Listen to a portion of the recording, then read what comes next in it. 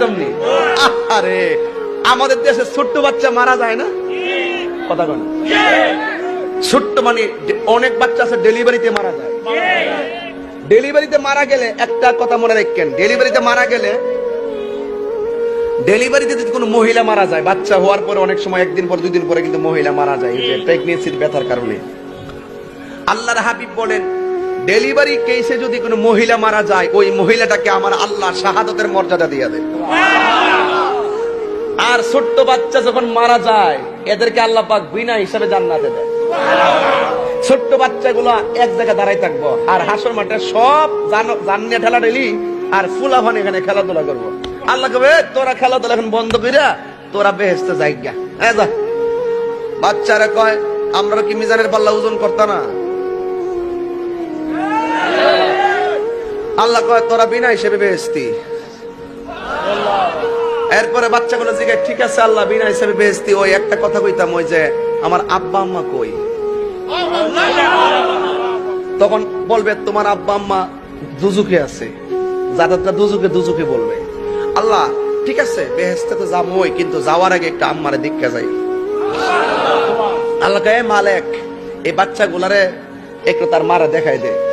পরে মালিক ফেরেশতা গেটটা খুললা তার মারে উড়াইয়া দেখাই দিব। দেখবে মা কঙ্কালের মতন জ্বলতে জ্বলতে একবারে আংরা হইয়া লাল, লোহা যেমন আগুনে দিলে লাল হয়ে থাকে ঠিক এইভাবে হাড্ডিগুলো লাল হয়ে রইছে আর কঙ্কালের মতন আগুনটা জ্বলতেছে। বাচ্চা ডাক দেখে আল্লাহ এই মার পেটে আমি 10 মাস 10 দিন ছিলাম, মার পেট থেকে দুনিয়া গেছি হই এই বাপটারে পা ফোটাকতাম পারছি না, তুমি ফাটাইছলা, তুমি লয়ে আইছলা, কিছু তোমার কোয়ার কোনো সুযোগ নাই, তুমি ফাটাইলা কিনলে গেলে লইলা কিনলে গে এটা আমরা জানতাম চাই না। তবে আমার আম্মা 10 মাস 10 দিন পেটের মধ্যে রাখছে, বহুত লাথি দিছি মার পেটও।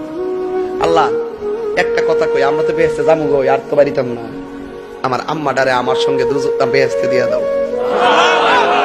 আল্লাহ কব না তোমরা যাও তোমার আম্মা দুজুকি। ও দিতা না কনা তোমরা যাও, তোমরা বেহেশতে যাও, তোমরা যাও। তাহলে আল্লাহ একটা কথা কই শোনো, কই কি? তাহলে এটা কাম করো, আমরা বেহেশতে দরকার নাই, আমার আম্মার সঙ্গে আমার দুজুকে দিয়ে দাও।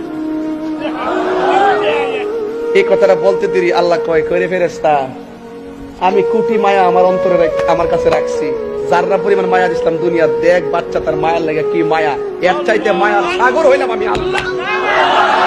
আরে হাত দিলে কোন আল্লাহু আকবার জোরে কোন ভাই, কি দিয়ে বুঝাইতাম মায়ার সাগর কারে কয়?